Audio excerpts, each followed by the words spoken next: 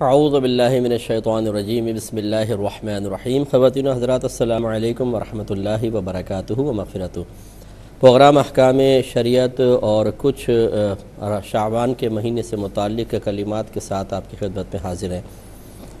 شعبان کا مہینہ نبی کریم صلی اللہ علیہ وسلم نے اپنا مہینہ قرار دیا ہے۔ ارشاد فرمایا رجب اللہ تعالیٰ کا مہینہ ہے، شعبان میرا مہینہ ہے اور رمضان میری امت کا مہینہ ہے۔ ہماری والدہ سیدہ عائشہ صدیقہ رضی اللہ تعالی عنہا ارشاد فرماتی ہیں کہ نبی کریم صلی اللہ علیہ وسلم کسی مہینے میں اتنی کثرت سے روزے نہیں رکھتے تھے جتنے شعبان میں رکھا کرتے تھے۔ گویا کہ رحمت کونین صلی اللہ علیہ وسلم نے اپنی امت کے لیے ایک بہترین لائے عمل مرتب فرمایا ہے، ایک سنت چھوڑی ہے کہ اگر کوئی رحمت کونین صلی اللہ علیہ وسلم کے طریقے چلتے ہوئے رمضان سے پہلے شعبان کے مہینے میں روزے رکھنے کی عادت ڈال لے گا تو انشاءاللہ عز و جل اس کا نفس ان روزوں کی برکت سے کافی حد تک مغلوب ہو چکا ہوگا، تو جب رمضان آئے گا تو مزید اپنے نفس کو قابو میں کرنا مشکل نہیں رہے گا۔ یہ جو ہماری روش ہے کہ ہم اس طرح نبی کریم صلی اللہ علیہ وسلم کے طرز عمل کی حکمتوں کو پامال کرتے ہوئے، نظر انداز کرتے ہوئے وقت پر ہی تیاری کرنے کا ذہن بناتے ہیں کہ یہ رمضان آ جائے گا تو پھر انشاءاللہ آپ دیکھیں نمازیں بھی شروع ہو جائیں گی، روزے بھی رکھیں گے اور گناہوں سے بھی بچیں گے، تو ایسا ہوتا نہیں ہے۔ شروع میں چونکہ نیا ماحول ہوتا ہے تو ایک دم ایک تبدیلی سی ہم اپنے اندر بھی محسوس کرتے ہیں، دوسرے لوگوں میں تبدیلی محسوس کرتے ہیں، لیکن جیسے جیسے دن گزرتے ہیں زیادہ سے زیادہ 3 دن 4 دن 5 دن 6 دن اس کے بعد ہم اسی روش پر واپس آ جاتے ہیں جو رمضان سے پہلے ہے۔ فجر کی نمازوں میں نمازی کم ہونا شروع ہو جاتے ہیں۔ آج کل ہمارے ہاں یہ ایک اور نئی ایجادیں شروع ہو گئی ہیں، 5 روزہ تراویح 10 روزہ تراویح۔ اگرچہ اس کو میں کوئی ناجائز نہیں کہہ رہا ہوں، لیکن یہ جو ایک غلط سوچ لوگوں کی پیدا ہو گئی ہے ان کی وجہ سے کہ جی 5 دن 10 دن تراویح پورا قرآن سن لو، اس کے بعد پھر بس قرآن تو سن لیا، اب تراویح گویا کہ معاف ہے۔ حالانکہ یاد رکھیے کہ پورے رمضان کی ہر رات میں 20 رکعت تراویح ہر عاقل بالغ مسلمان مرد و عورت کے لیے سنت مؤکدہ ہے۔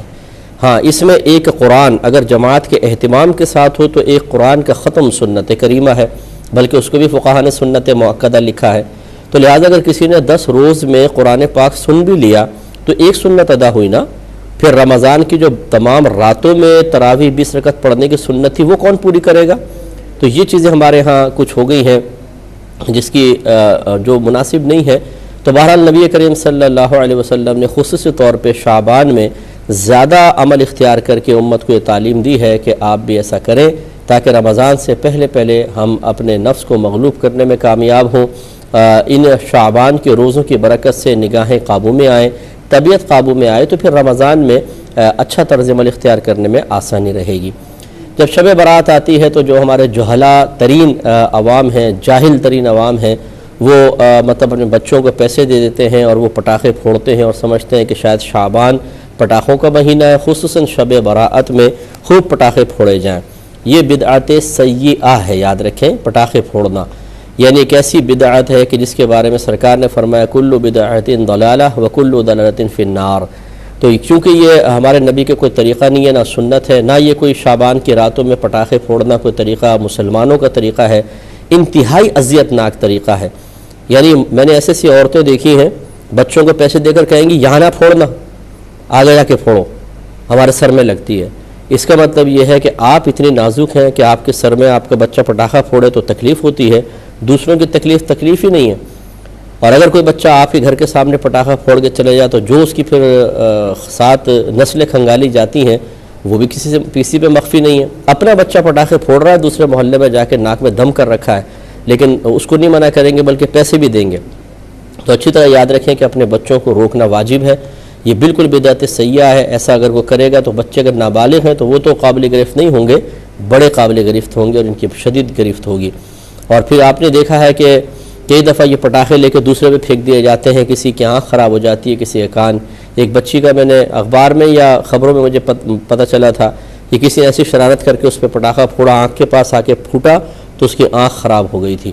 اب لڑکی کی جو بیچاری ابھی کنواری ہو، شادی شدہ بھی ہو تب بھی مسئلہ ہے، اور کنواری بچی کی آنکھ خراب ہو جائے تو اب وہ ساری چہرے کے اوپر ہے، جو اب چہرے سے انسان متوجہ ہوتا ہے ساری زندگی کی کہ اذیت دی ہے، اتنا بڑا گناہ کبیرہ، اتنا بڑا گناہ کبیرہ ہے کہ یہ جب قبر میں جائیں گے تو ان کو پتہ چلے گا۔ اگر یہ توبہ بھی کر لے نا اللہ کی بارگاہ میں تو وہ اس وقت تک مقبول نہیں جب تک یہ بچی معاف نہ کر دے، ورنہ پھر ان کو دنیا کے اندر انجام پتہ چلے گا اور پھر آخرت موت سخت آئے گی اور قبر میں بہت سخت برا انجام ہے۔ پھر میدان معاشر میں جب اس کے سامنے کھڑے ہوں گے تو ان کی تمام مستیاں اور شرارتیں نکلیں گے اچھی طریقے سے، اور سخت سزا دے کر اللہ تبارک و تعالیٰ اگر ناراض ہوا تو وہیں پر ذلیل و رسوا کر کے پھر جہنم میں داخلہ عطا فرمائے گا۔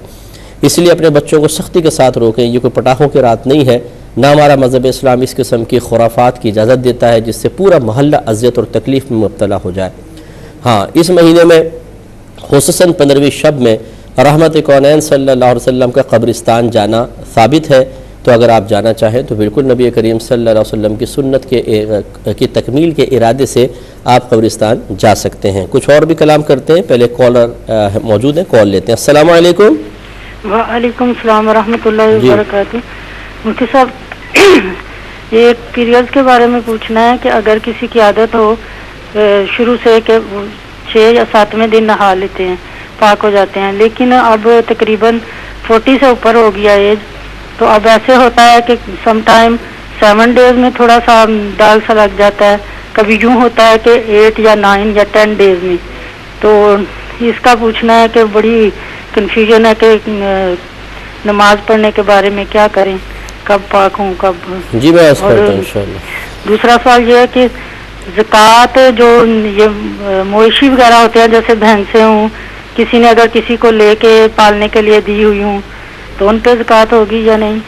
اور چندے کے بارے میں کسی نے پوچھا ہے کہ یہ جو بچوں کو اسکول میں جرمانہ وغیرہ کرتے ہیں، وہ علماء سے ہی سنا ہے کہ یہ مالی جرمانہ وغیرہ جو ہے وہ جائز نہیں، تو اگر وہ کسی نے پوچھا ہے کہ اگر وہ ہم لے کے بچوں پہ ہی خرچ کر دیں تو کیا ایسا کر سکتے ہیں یا نہیں؟ ٹھیک ہے۔ اور سجدہ صاحب کا پہلے بھی پوچھا تھا لیکن وہ شاید صحیح طرح بتا نہیں سکے، تو کوشچن سچویشن کے مطابق نہیں ملا جو آنسر۔ تو اس کا یہ تھا کہ اگر مثلا کسی نے 2 سنتیں پڑھی ہیں اور سجدہ صاحب لازم ہو گیا، اگر وہ اٹھ کے 2 نفل پڑھتا ہے تو اس کا وہ باطل ہو جائے گی، نماز اسے دوبارہ پڑھنی ہے۔ لیکن اگر مجھے یہ پوچھنا تھا کہ اگر بیٹھے بیٹھے ہی وہ سنتوں میں اگر سجدہ صاحب واجب ہوا ہے اور وہ آگے نفل بیٹھے بیٹھے نیت لیں تو کیا وہ دوبارہ سجدہ صاحب کر سکتے ہیں یا نماز دوبارہ پڑھنی ہوگی؟ ٹھیک ہے، بتاتا ہوں۔ اور یہ ایک مقدس اور آگ کے وغیرہ میں آپ سے پوچھا تھا اور آپ نے کہا تھا کہ وہ نہر وغیرہ میں نہیں پھینک سکتے، لندن سے بات کر رہی ہوں، تو وہ پلیز بتا دیں ہم کیا کریں پھر اگر ہم بیچ وغیرہ پہ لے کے جاتے ہیں، وہ بھی یہاں پہ وہی مسئلہ ہوگا اجازت وغیرہ کا، تو ہم ان کو کیا کریں؟ کوئی گھڑا وغیرہ کھود کے گارڈن میں یا کیا کریں؟ ٹھیک ہے، میں بتاتا ہوں۔ اور کوئی کویشچن؟ ٹھیک ہے، تو آپ کی خدمت میں اچھا ایک اور کالر ہیں، پہلے کال لیں گے۔ السلام علیکم۔ وعلیکم السلام۔ جی بھائی جان۔ مفتی صاحب میرا جی بھائی ایک مزید کالر ہے۔ السلام علیکم۔ شاید لائن ڈراپ ہو گئی ہے، تو ہم آپ کو سمجھا رہے تھے کہ 15ویں شب کو قبرستان جانا نبی کریم صلی اللہ علیہ وسلم سے ثابت ہے، جانا چاہیے۔ اور اس رات میں نبی کریم صلی اللہ علیہ وسلم کے ایک اور حدیث کے مطابق بندے کا نام اعمال تبدیل ہوتا ہے۔ نام اعمال تبدیل ہونے کا مطلب یہ ہے کہ فرشتوں کو اگلے پورے سال کے اس شخص کے تمام معاملات صحائف کی شکل میں دے دیے جاتے ہیں کہ یہ چیزیں کھائے گا، اتنے سانس لے گا، اس مقام پر جائے گا۔ اس کو تقدیر معلق کہتے ہیں، یا پھر وہ ہوگی تقدیر مبرم شبیہ با معلق، یعنی تقدیر معلق شبیہ با مبرم۔ اس کا مطلب یہ ہوتا ہے کہ ایک تو اللہ تعالیٰ کا فیصلہ ازلی ہوتا ہے جو کسی بھی صورت میں تبدیل نہیں ہوتا، حتیٰ کہ انبیاء علیہم السلام اگر اس کے خلاف دعا فرمانا چاہیں کہ ان کی توجہ اس طرف نہ ہو تو اللہ تبارک و تعالیٰ ان کو اس کے خلاف دعا سے ہی روک دیتا ہے۔ تو جب نبیوں کو روک دیتا ہے تو خود سوچئے کہ وہ فیصلہ ازلی دعا سے یا تدبیر سے کیسے بدلے گا۔ لہٰذا یہی وہ تقدیر ہے، فیصلہ ازلی جو اللہ تعالیٰ کا ہے کہ جو کسی بھی صورت میں تبدیل نہیں ہوتا ہے۔ اور ایک ہوتا ہے کہ فرشتوں کو صحائف میں اللہ تعالیٰ لکھ کر دے دیتا ہے، لیکن اس میں جو بندے کے لیے معاملات ہوتے ہیں وہ کنڈیشنل ہوتے ہیں۔ مثال کے طور پہ اگر یہ اس راستے سے آفس جائے گا تو ایکسیڈنٹ ہو جائے گا، اس راستے سے جائے گا تو جیب کٹ جائے گی، لیکن اگر اس راستے سے جائے گا تو بعافیت پہنچ جائے گا۔ یہ 3 چیزیں لکھ کر فرشتوں کو دے دی گئیں. اب فرشتوں کو نہیں معلوم ہے کہ یہ ادھر سے جائے گا، ادھر سے جائے گا، ادھر سے جائے گا. ہاں جب وہ اپنے آفس میں کسی بھی ایک راستے سے پہنچ جاتا ہے تو وہ سمجھ جاتے ہیں کہ اللہ تعالیٰ کا فیصلہ ازلی یہ تھا کہ یہ ادھر سے جائے گا اور وہاں تک پہنچے گا، اور پہنچے پھر ان کو پتہ چلتا ہے، ورنہ نہیں. اور تیسری جو تقدیر کی صورت ہوتی ہے وہ یہ کہ فرشتوں کو لکھ کر ایک ہی چیز دی جاتی ہے، یہ اس راستے سے جائے گا، ایکسیڈنٹ ہو جائے گا. لیکن فرشتے دیکھتے ہیں کہ اچھا یہ تو اس راستے سے جائے گا، ایکسیڈنٹ ہوگا، لیکن وہ جب نکلتا ہے گھر سے تو وہاں سے جاتا ہی نہیں، تو دوسرے راستے سے جا کر سیدھا آفس پہنچ جاتا ہے. اس وقت فرشتوں کو یہ نہیں کہ وہ فرشتے کہتے ہیں اچھا جو میں لکھ کر دیا وہ غلط ہے، بلکہ وہ سمجھ جاتے ہیں کہ اصل میں اس میں 2 چیزیں تھیں. ایک یہ کہ اس راستے سے جائے گا تو ایکسیڈنٹ ہوگا، اور دوسرے راستے سے جائے گا تو سیدھا آفس تک پہنچ جائے گا. لیکن اللہ تعالیٰ نے ایک معاملہ ہم پر مخفی رکھا، دوسرے کو ہمارے سامنے واضح فرما دیا. تو یہ تقدیر معلق تو ہے کیونکہ 2 چیزیں تھیں، لیکن یہ شبیہ بمبرم ہے. مبرم کہتے ہیں اس تقدیر کو ہے کہ جو ایک ہی ہوتی ہے اور پختہ ہوتی ہے، جیسے اللہ کا میں نے بتایا فیصلہ ازلی. تو فرشتے سمجھتے ہیں کہ تقدیر مبرم ہے، لیکن وہ اصل میں معلق ہوتی ہے. مبرم کے مشابہ اس لیے ہوتی ہے کہ اس میں 2-3 آپشن نہیں لکھے ہوتے، ایک ہی ہوتا ہے. تو یہ پہلے آپ بات سمجھ چکے ہوں گے، تو میں پہلے کال لے لوں پھر میں اس پہ وضاحت عرض کرتا ہوں. السلام علیکم. السلام علیکم. السلام علیکم. جی وعلیکم السلام. بھائی جان اپنے ٹیلی ویژن کے بہن اپنی آواز بند کریں، جلدی سے ٹیلی ویژن کی آواز بند کیجیے. ہیلو ہیلو جی آپ کی آواز صحیح نہیں آ رہی، چلے پھر دوبارہ ٹرائی کیجیے گا، کوئی بات نہیں. تو آپ کو بتایا کہ 3 طرح کی تقدیریں ہوتی ہیں. چلے پہلے ایک اور کالر ہے. السلام علیکم. السلام علیکم مفتی صاحب. جی وعلیکم السلام. مفتی صاحب میرا پہلا سوال ہے کہ ایک شخص کو کہیں سے مبارک مل سکتے ہوں، لیکن وہ اس کے لیے کوشش نہ کرے بلکہ یہ سوچے کہ میں ہرگز اس قابل نہیں ہوں، نہ ہی مجھے بارگاہ عزت کا ادب کرنا آتا، کہیں ایسا نہ ہو کہ مجھ سے کوئی بے ادبی ہو جائے اور میرے اعمال برباد ہو جائیں. کیا اس کی یہ سوچ درست ہے یا یہ نفس کا دھوکہ ہے؟ یعنی وہ مبارک لیتا نہیں اس وجہ سے؟ جی اسی لیے نہیں لیتا. لے چلے اور جی اور اچھا دوسرے یہ کہ اگر والدین نیک نہ ہوں اور نہ ہی اولاد کی دینی تربیت کریں، کیا تب بھی والدین کو اولاد کے اچھے اعمال کا ثواب ملے گا؟ ٹھیک ہے.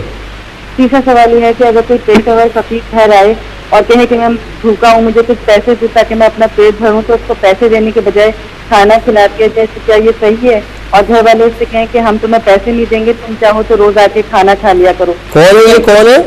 کوئی پیشہ ور فقیر ہے جیسے. اچھا پیشہ ور، ٹھیک ہے. اور بولتا یہ کس سے کہیں کہ روز آ کے کھانا کھا لو، تو کیا یہ بھی صحیح ہے؟ ٹھیک ہے.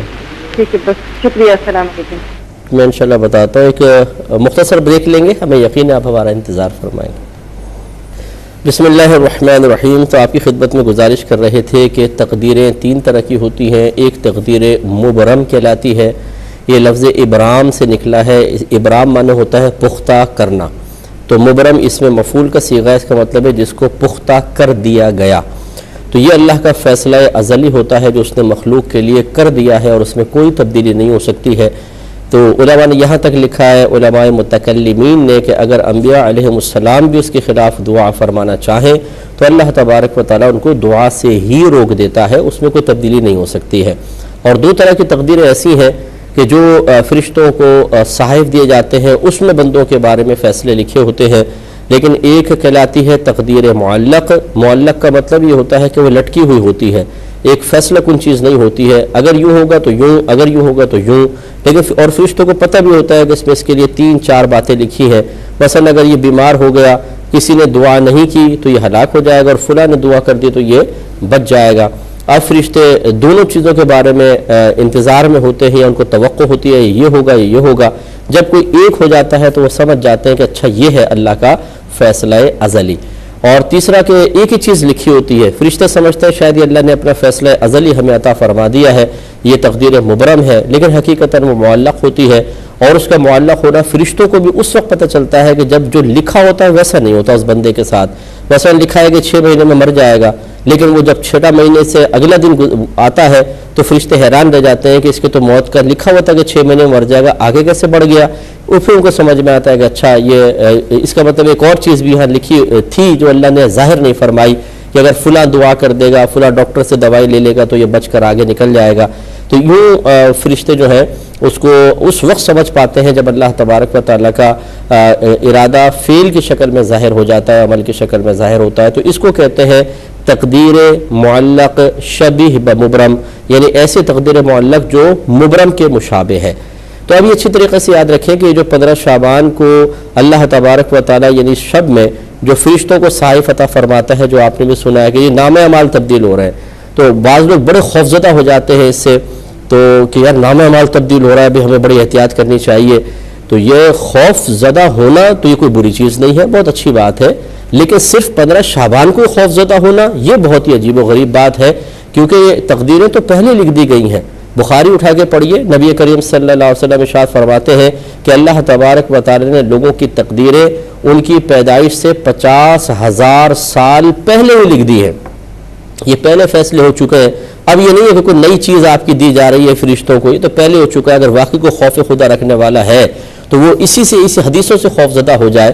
ایک نبی کریم صلی اللہ علیہ وسلم نے ایک مقام پہ مزید ارشاد فرمایا کہ قلم قدرت لوگوں کا رزق لکھ کر خشک ہو چکا ہے، اب کسی پرہیزگار کی پرہیزگاری اس کو بڑھا نہیں سکتی اور کسی کا فسق و فجور اسے کم نہیں کر سکتا. تو وہ 15 شعبان کو ہی خوف زدہ ہونا، باقی پورے سال ہنسنا مسکرانا عیش کرنا اور پرواہی نہ کرنا، یہ غلط رویہ ہے. جو 15 شعبان کو نام اعمال کی تبدیلی کے لحاظ سے خوف زدہ کرتے ہیں، ان کا ہرگز یہ مقصد نہیں ہے کہ صرف آپ 15 شعبان میں نام اعمال کے بدلنے کا خوف محسوس کریں، اس کے علاوہ اللہ تبارک و تعالیٰ کے فیصلوں کی طرف توجہ نہ کریں. یہ غلط روش ہے، اس پہ توجہ رکھنی ہوگی. ایک کالر مزید ہمارے ساتھ ہے. السلام علیکم. السلام علیکم. جی وعلیکم السلام. جی بہن بولیں. جی میں سوال پوچھوں؟ نہیں جی، باتیں کرتے ہیں ویسے بیٹھ کے. نہیں، میرے سوال کیجیے بہن جی، کیجیے. جی میں یہ کہنا چاہیے، میں میرے شوہر ایک گھر میں اور اوپر والے فلور پر رہتے ہیں اور میرے بہنوئی نیچے فلور پر رہتے ہیں. بہنوئی کسی نفسیاتی بیماری کا شکار ہے اور کوئی کام کاج نہیں کرتے، حالانکہ پڑھے لکھے ہیں، BCom ہے. میرے شوہر آتے جاتے ان پہ طنز کرتے ہیں، ان کو نفسیاتی کہتے ہیں، حالانکہ میرے شوہر نمازی ہیں.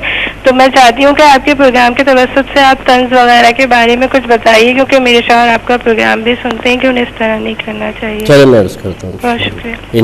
انشاءاللہ جوابات کی طرف آتے ہیں. تو بہرحال ایک اور میں بات عرض کر دیتا ہوں کہ شعبان کے یعنی 15 شعبان کا روزہ رکھنے میں کوئی حرج نہیں ہے. جیسے کہ آپ کو بتایا کہ نبی کریم صلی اللہ علیہ وسلم بکثرت اس مہینے میں روزہ رکھا کرتے تھے، اور اسی طریقے سے 15ویں شب میں عبادت کے لیے اہتمام کرنے میں بھی کوئی حرج نہیں ہے. میں گزارش کرتا ہوں ایسے حضرات سے جو میں حسن ظن قائم کر لیتا ہوں کہ اچھی نیت سے ہی کہتے ہوں گے کہ اس رات میں آپ جمع ہو کر مسجدوں میں عبادت نہ کریں کیونکہ یہ پہلے ثابت نہیں ہے یا اس طرح اہتمام نہیں کیا گیا.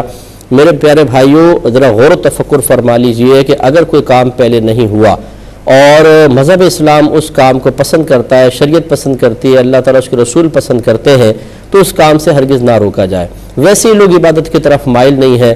اچھا ہے کہ 15 شعبان کی شب جو رمضان شعبان ہے 15ویں شب، اس میں لوگ مسجد میں آئیں. اچھا ہے کہ آپ اہتمام کریں، کوئی اچھا اصلاحی بیان رکھیں تاکہ لوگ وہاں پر آئیں اور اس اصلاحی بیان کو سن کر پھر پورے سال کے لیے نمازی بن جائیں.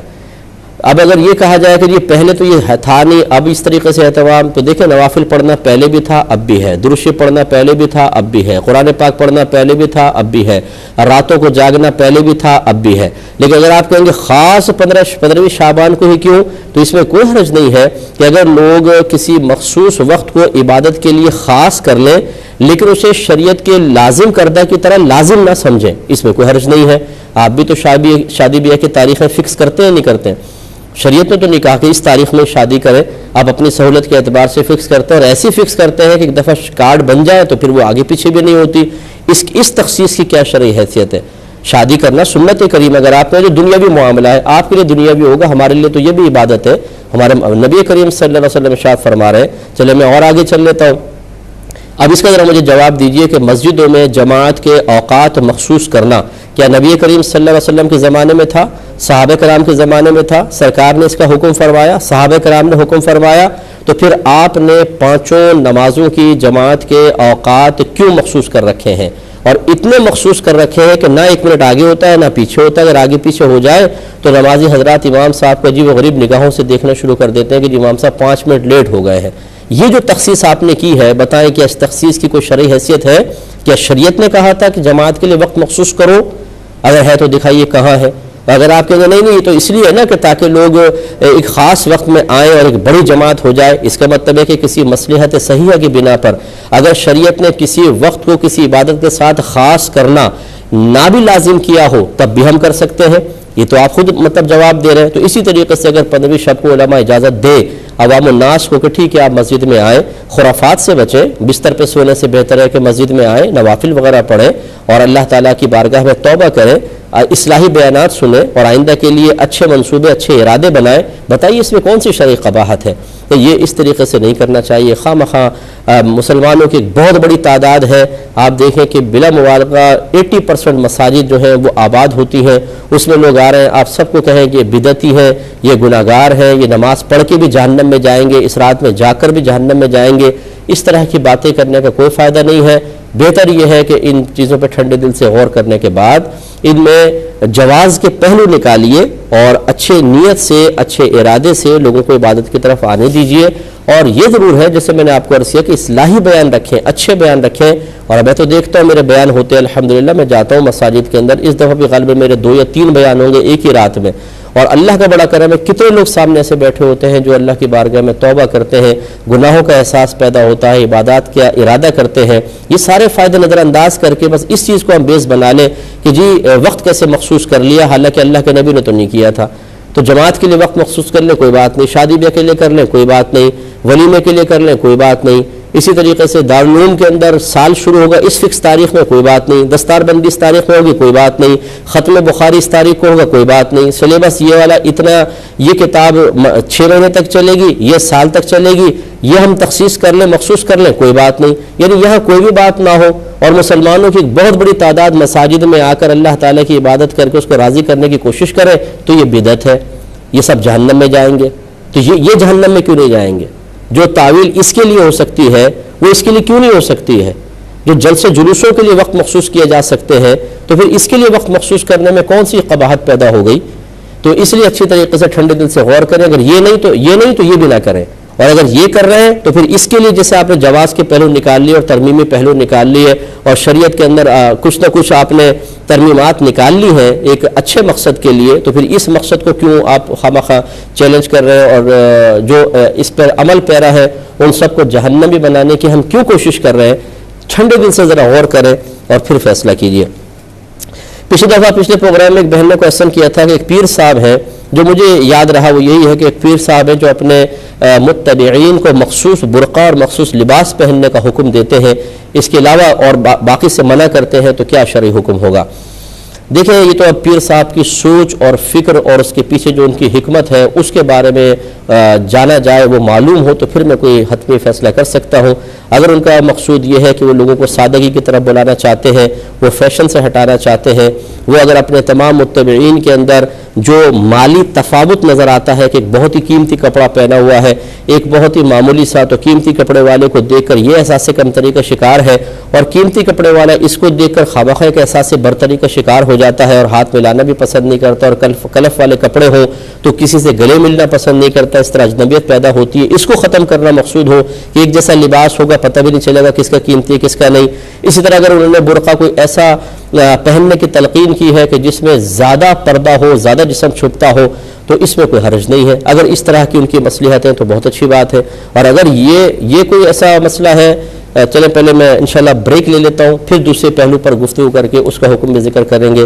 امید ہے کہ آپ ہمارا پروگرام دیکھتے رہیں۔ بسم اللہ الرحمن الرحیم۔ تو یہ سوال کا جواب ہو رہا تھا کہ کوئی پیر صاحب ہیں جو اپنے مریدین کو مخصوص لباس کا حکم دیتے ہیں، مخصوص برقعے پہننے کا کہتے ہیں، اس کے علاوہ لباس اور برقعوں سے منع کرتے ہیں۔ تو میں آپ کی خدمت میں عرض کر رہا تھا کہ اور مزید اس میں ایڈنگ کر رہا ہوں کہ ظن المؤمنین خیرا، یہ حدیث پاک میں موجود ہے کہ مومنین سے اچھا گمان کرو، جبکہ اگر وہ پیر صاحب بعمل ہوں، صاحب علم بھی ہوں، تو مزید پھر تو ہم پہ واجب ہو جاتا ہے کہ ان کے ساتھ حسن ظن قائم کیا جائے۔ تو لہٰذا اگر وہ کسی اچھے مقصد کے لیے ایسا حکم دیتے ہیں تو اس میں شرعاً کوئی حرج نہیں ہے۔ لیکن اگر خدا نخواستہ دوسرا ایک پہلو ہم لے لیتے ہیں کہ اگر مقصود صرف اپنا نام و نمود ہے کہ ناموری ہو جاتی ہے بعض اوقات کہ بھئی وہ تو فلاں لباس نہیں پہننے دیتے، بڑا احتیاط کرتے ہیں، اپنے تمام متبعین کو بڑے تقوی کی تعلیم دیتے ہیں اور بہت ہی سادگی پسند ہے، اور اسی طرح جب ایک مخصوص لباس میں ہوتا ہے تو دور سے بھی اگر 10-5 آدمی نظر آ جائیں تو ایک مطلب نظر آتے ہیں، لاکھوں کے مجمع میں بھی آدمی نظر آ جاتا ہے. تو اس طریقے سے اگر یہ خواہش ہو کہ متبعین جہاں جہاں نظر آئے تو پھر تعداد بڑھتی ہوئی نظر آئے، لوگ واہ واہ کریں کہ بہت اچھی تعداد، بہت اچھا کام ہو رہا ہے، بہت اچھی تعداد ہو رہی ہے. اگر اس طرح کے کوئی فاسد ارادے ہوں، یا یوں ہو کہ اگر خدا نخواستہ کہ خود ایک مخصوص ٹریک پہ چلتے رہیں تاکہ لوگ دوسرے علماء سے بدظن ہو جائیں، دوسرے دینداروں سے بدظن ہو جائے کہ بھئی یہ تو فیشن کرتے ہیں، یہ تو فلاں کرتے ہیں، یہ ایسے کرتے ہیں، ویسے کرتے ہیں، دیکھو اگر دین دیکھنا ہے تو یہاں دیکھو. اس طرح باقاعدہ لوگوں کو موازنہ کرنے کا ذہن دینا، تقابل پیدا کر لینا تاکہ لوگ دیکھ کر ان کی عزت کریں اور دوسرے کو اپنی نگاہوں سے گرا دیں، اور اس طریقے سے ہمارا کام آگے چلے اور ہمیں کوئی دنیاوی فائدے حاصل ہو جائے، تو پھر اس قسم کے ارادے بہت خطرناک ہیں اور اس میں میدان معاشر میں گرفت کے امکانات بھی ہیں. لیکن جیسے کہ میں نے عرض کیا کہ جب تک کوئی اپنا خود معافی ضمیر ذکر نہ کرے، ہمیں بدگمانی سے حتی الامکان بچنا چاہیے، یہی ہم پر واجب ہے، حسن ظن قائم رکھنا چاہیے. یہ بہن نے کہا کہ اگر کوئی فون پر منع کرے کہ جی فلاں مفتی صاحب سے آپ بات نہ کریں یا مفتی صاحب سے فون پہ بات نہ کریں تو کیا حکم شرع ہوگا؟ دیکھیں، اگر تو شوہر اس وجہ کوئی بھی بڑا جیسے والد صاحب ہیں اس وجہ سے منع کرتے ہیں کہ جس مخصوص شخص سے وہ بات کرنا چاہتی ہیں وہ ان کی نگاہوں میں کسی لحاظ سے صحیح نہیں ہے، مثال کے طور پہ بہت ہی ینگ ہے، اور اگر گھر کی خاتون ان سے کویسچن کرتے ہیں تو فتنے کا اندیشہ ہے، اگر اس صحیح مصلحت کی بنا پر منع کریں تو پھر تو کوئی حرج نہیں ہے. لیکن اگر مرد مفتی سے بات کرنا ہی منع کرنا مقصود ہو، چاہے سامنے ادھیڑ ہو، چاہے بوڑھا ہو، چاہے جوان ہو، کہ نہیں بات ہی نہیں کر سکتی ہیں، تو پھر اس میں دو پہلو ہیں. پھر یہ دیکھا جائے گا کہ کیا جو عورتوں کو علم سیکھنا ضروری ہے، فرض ہے، وہ اس کے لیے کوئی متبادل ذرائع بھی فراہم کرتے ہیں کہ نہیں کرتے. اگر کرتے ہیں تو پھر بہنوں کو ضد نہیں کرنی چاہیے، ٹھیک ہے وہ منع کر رہے ہیں کسی اچھی مصلحت کی بنا پہ کر رہے ہوں گے، دیگر ذرائع سے علوم حاصل کر لیں. لیکن اگر المیہ یہ ہو اور تیسری صورت یہ ہو کہ دوسرے ذرائع خود جاہل ہیں، خود سکھا نہیں سکتے، دوسرے ذرائع ایسے ہیں نہیں کہ عورتیں سیکھیں، اور اگر وہ اپنے ضروری مسائل کسی مفتی صاحب سے سیکھنا چاہتے ہیں اس وجہ سے کہ خواتین ان کو نہیں مل رہی ہے جو عالمہ ان کی تشفی کر سکیں، اور پھر وہ منع کر رہے ہیں، تو سمجھ لیجئے یہ خود اپنے پاؤں پہ کلہاڑی مار رہے ہیں اور اپنے لیے جہنم کا راستہ آسان کر رہے ہیں. اس لیے کہ گھر والوں کو علم دین سکھانا یہ گھر کے سرپرست کی ذمہ داری ہے، خود سکھائے یا ایسے اسباب فراہم کرے، اور جب یہ تمام اسباب خود بند کر رہا ہے تو وہ جاہل رہ جائیں گے، اور اس میں جتنے بھی ان سے گناہ ہوں گے سب کا سب وبال اس ڈیڑھ ہوشیار یا سمجھدار سرپرست کو ملے گا، کیونکہ یہ شریعت کا ایک طریقے سے مذاق اڑا رہے ہیں اور شریعت کے بالکل مزاج کے خلاف کام کر رہے ہیں. میری والدہ سیدہ عائشہ صدیقہ رضی اللہ تعالیٰ عنہ فرمایا کرتی تھیں کہ اللہ تبارک و تعالیٰ انصار کی عورتوں پر رحمت نازل فرمائے کہ ان کو شرم و حیا نے نبی کریم صلی اللہ علیہ وسلم سے مسائل پوچھنے سے نہیں روکا. یہ میری والدہ کہہ رہی ہیں، اور میرے آقا صلی اللہ علیہ وسلم شرم و حیا کے پیکر ہیں، جن کے بارے میں خود میری والدہ سیدہ عائشہ صدیقہ رضی اللہ تعالیٰ عنہ ارشاد فرماتی ہیں کہ آپ ایک کنواری لڑکی سے زیادہ شرمیلے تھے، لیکن اس کے باوجود عورتیں اپنے مسائل لے کر آتی تھیں. حیض کے مسائل پوچھے گئے ہیں، نفاس کے مسائل پوچھے گئے ہیں، استحاضہ کے مسائل، اور میرے آقا صلی اللہ علیہ وسلم نے مطلب بہت ہی احتیاط کے ساتھ اشارتاً کنایتاً بھی ان کے جواب دیے ہیں، بعض اوقات صراحتاً بھی کلام فرمایا ہے جیسی ضرورت تھی. تو اب معلوم یہ ہوا کہ اب آپ کہیں گے جی وہ تو نبی تھے نا، تو وہ نبی ہیں تو مفتیان کرام اس نبی کے وارث ہیں، اور ان سے اکتساب علم کے لیے اللہ تعالیٰ اس کے رسول نے حکم ارشاد فرمایا ہے.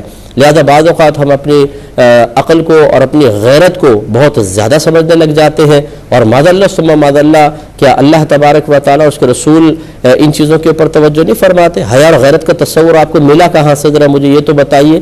اللہ تعالیٰ نے تو عطا فرمایا، اس کے رسول نے ہی تو عطا فرمایا ہے، اور اسی آپ حیا اور غیرت کو اسی دین اسلام کے خلاف استعمال کر کے اپنے گھر والوں کو جاہل رکھ کر، ایک عورت کو جاہل رکھ کر اپنے بچوں کے لیے ایک جاہل عورت کو مربی بنا رہے ہیں کہ یہ تربیت کرے گی بچوں کی، کیسے کرے گی؟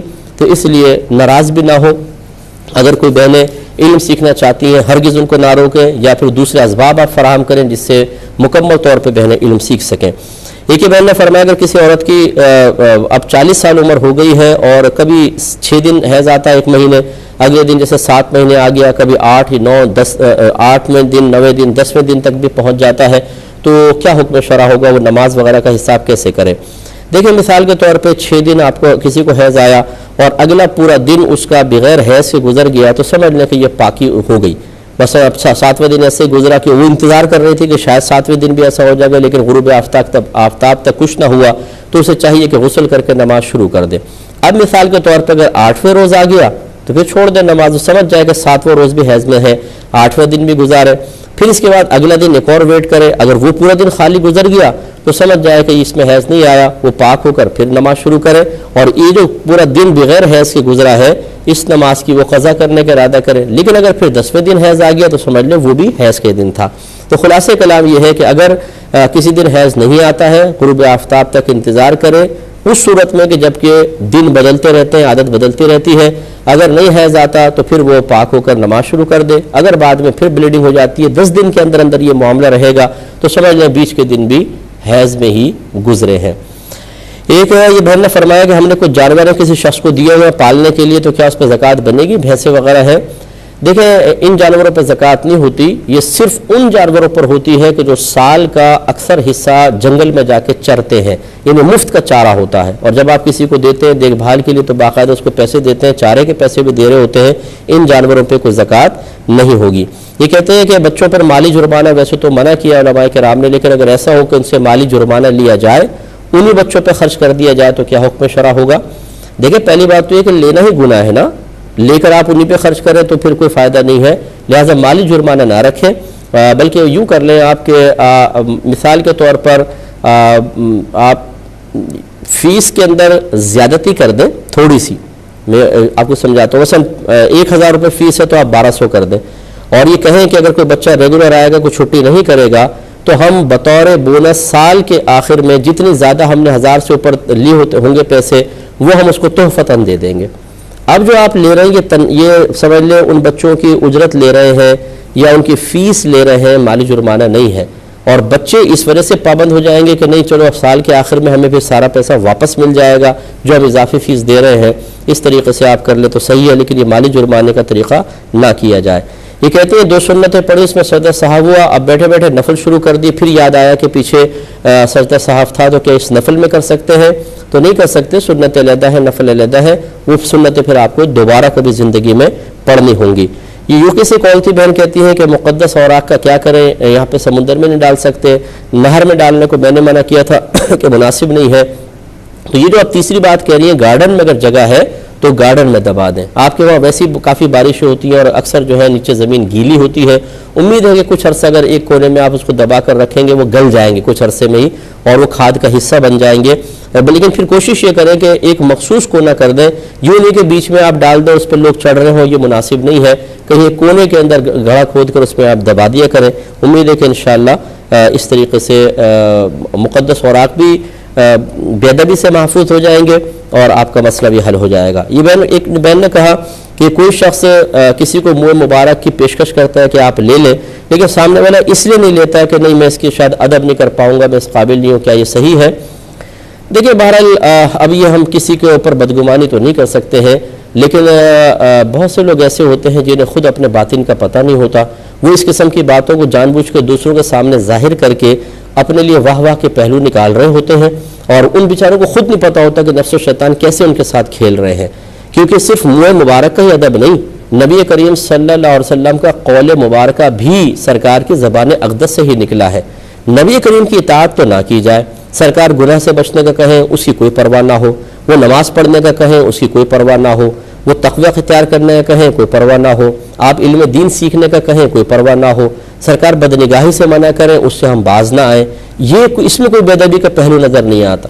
ایک منہ مبارک لے کر اس کا شاید میں ادب نہ کر پاؤں اور پھر اس کو ظاہر بھی کرنا دوسروں کے سامنے کہ نہیں یار میں بے ادب، میں شاید قابل نہیں ہوں، میں بے ادبی ہو جائے گی، یہ اس میں بھی میں آپ کو صحیح عرض کر رہا ہوں کہ ذرا تھوڑا سا غور کر لیں، میں بدگمانی کسی پہ نہیں کرنی ہے، لیکن ایک کامل کسی پیر صاحب کی صحبت پہ رہے، وہ تھوڑا سا آپ کو نفس و شیطان کی چالیں بتا دے، اس کے بعد ذرا غور کر لیجئے گا کہ ان میں اکثر ایسے ہی ہوتا ہے کہ انسان ایک طرف کہہ رہا ہوتا ہے بے ادبی، دوسری طرف اس سے کہیں زیادہ بڑے جرم کر رہا ہوتا ہے، وہاں پہ اپنے آپ کو وہ بے ادب نہیں تصور کر رہا ہوتا، کیونکہ وہاں ریاکاری کا کوئی پہلو نہیں ہے، واہ واہ کی اور تعریف کے پہلو نہیں ہے، یہاں پہ بہت سارے تعریفی پہلو نکل جاتے ہیں، اس لیے اچھی طریقے سے دیکھیں۔ یہ کہتے ہیں اگر ماں باپ نے اپنے بچوں کی اچھی دینی تربیت نہ کی ہو اور پھر ماں باپ کو بچے کو نیک عمل کریں تو کیا پھر بھی ماں باپ کو ثواب ملے گا؟ تو جو ہے ملے گا تو ضرور، اگر وہ تربیت کر کے کرتے تو دوہرا ثواب تھا، تربیت کا بھی اور بچوں کے نیک عمل کا بھی، لیکن اگر کسی اور ذریعے سے بچے نیک بن گئے ہیں تو انشاءاللہ عز و جل ان کو اس کا ثواب تو ملے گا، لیکن اس کا مطلب یہ نہیں ہے کہ ان کی جو تربیت میں کوتاہی تھی اس کی گرفت نہیں ہوگی، اس کا انہوں نے جواب دینا ہوگا میدان معاشر میں، اس کے لیے تیار رہیں۔ ایک یہ کہتے ہیں کہ کسی پیشہ ور فقیر کو گھر پہ یوں بلا لینا کہ پیسے نہیں دیں گے، کھانا روزانہ کھا لیا کرو، صحیح ہے؟ بالکل غلط ہے۔ نبی کریم صلی اللہ علیہ وسلم نے ارشاد فرمایا کہ تم صرف پرہیزگار کو دوست بناؤ اور تمہارا کھانا صرف پرہیزگار کھائے۔ اس کا یہ حکم ہے ہی اس لیے کہ اگر تم اس طرح نکمے اور پیشہ ور فقیروں کو کھانا کھلاؤ گے تو جو توانائی ان کے اندر جائے گی اس کو اور وہ گندے کام اور برے کاموں میں صرف کریں گے، اس لیے نیک پرہیزگار کو کھلاؤ۔ اس لیے کوئی نیکی نہیں ہے، یہ اور گناہ کے اندر آپ تعاون کر رہے ہیں، اس طرح نہ کریں۔ یہ کہتے ہیں کہ اب یہ طنز والا ایک سوال تھا، ٹائم بڑا کلوز ہے لیکن میں اتنا عرض کر دوں کہ طنز دو طرح کا ہوتا ہے، ایک اصلاح کے لیے ہوتا ہے اور ایک سامنے والوں کو تکلیف پہنچانے کے لیے ہوتا ہے۔ بعض اوقات ایک آدمی نفسیاتی بن کے خود نکما نکھٹو بن جاتا ہے، کمانے کے لیے گھر سے نکلتا نہیں ہے، اس کو اس لیے طنز کرنا کہ شاید کبھی اس کی غیرت جاگ جائے اور یہ بیوی بچوں کے لیے کمانے کے لیے چلا جائے کیونکہ یہ قابل ہے، تو یہ طنز تو بہت اچھا ہے۔ لیکن اگر ایسا نہیں ہے، وہ بیچارہ اس قابل ہی نہیں ہے واقعی، اب اس پہ طنز کرنا صرف دل آزاری کا سبب بنے گا، یہ کرنا گناہ ہوتا ہے، ایسا نہ کریں۔ چونکہ وقت بڑا قلیل ہے، ای میل ایڈریس چل رہا ہے، آپ ای میل کر سکتے ہیں اپنے میزبان کو، ہماری کیو ٹی وی کی پوری ٹیم کو، اور اجازت مرحمت فرمائیں، آپ ہمارے لیے دعا کیجئے، ہم آپ کے لیے دعا گو ہیں کہ اللہ تبارک و تعالی ہمیں دوسروں کے جذبات و احساسات فیلنگز کا بھی خیال رکھنے کی توفیق عطا فرمائے، آمین۔ وآخر دعوانا ان الحمدللہ رب العالمین۔